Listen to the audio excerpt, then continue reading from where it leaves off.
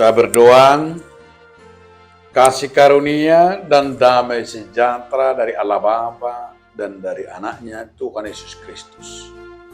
Amin. Salam saudaraku, sebelum kita melakukan aktivitas kita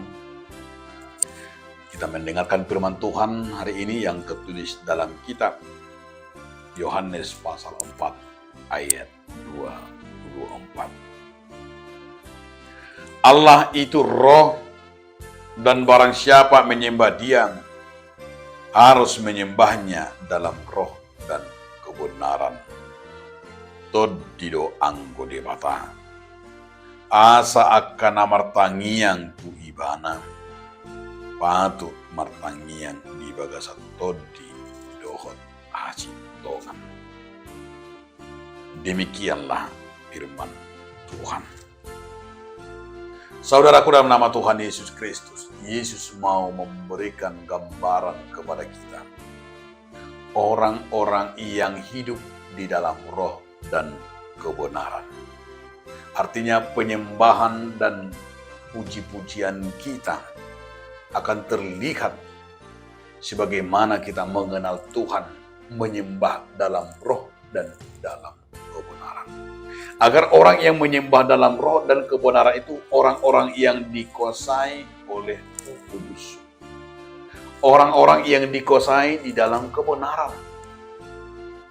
Maka terlihat dalam kehidupan kita orang yang hidupnya, perilakunya, perbuatannya sesuai dengan duanya, sesuai dengan penyembahannya di dalam roh dan kebenaran. Maka Upui Dr. Justin Sihombing berkata sebagai ujung daripada penyembahan kita, daripada kehidupan kita sebagai orang Kristen adalah hidup adalah ibadah. Ibadahmu adalah hidup. Artinya yang paling perlu kita tunjukkan sebagai orang yang percaya kepada Tuhan, orang yang mengenal Tuhan Yesus Kristus, orang yang menyatakan dirinya Kristen, bukan KTP-nya. Tapi perbuatan, perilakumu, integritasmu, yaitu di dalam roh dan kebenaran. Bukan hanya sebatas rutinitas ibadah kita. Bukan hanya sebatas rutinitas penyembahan kita, tetapi bahwa penyembahan kita adalah hidup kita, ibadah kita yang benar adalah di saat kita mampu, di saat kita menunjukkan perilaku dan perbuatan kita hidup di dalam roh dan kebenaran. Bagaimana caranya? Tentu itu akan terlihat. Banyak orang beragama tapi tidak memiliki hidup dalam roh dan kebenaran. Banyak orang beragama tapi tidak memiliki kasih, pendendam, pembunuh, kejahatan.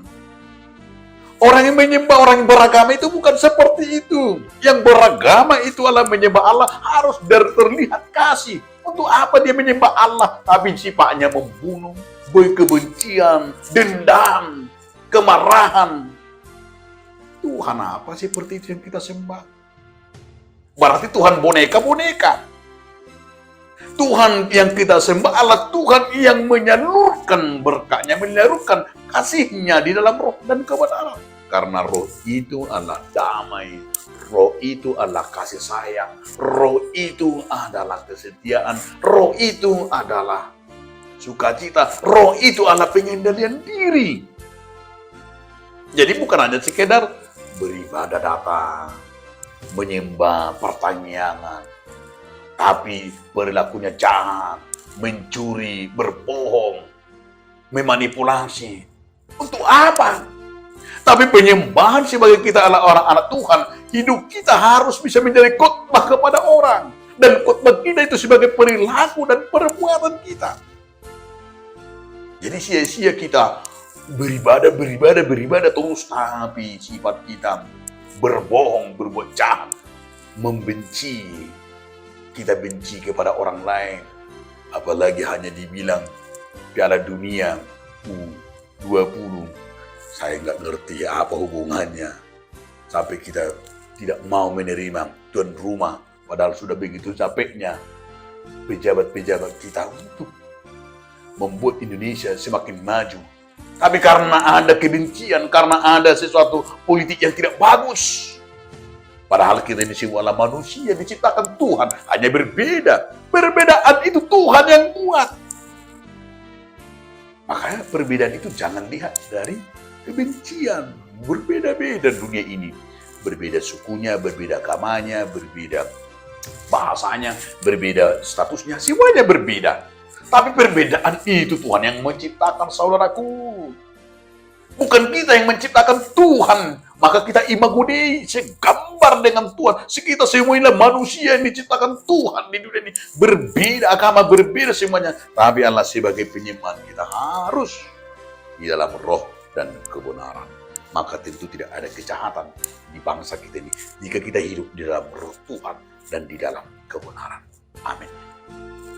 Terima kasih Tuhan atas firman yang mengingatkan kami agar kami hidup di dalam roh dan kebenaran. Amin.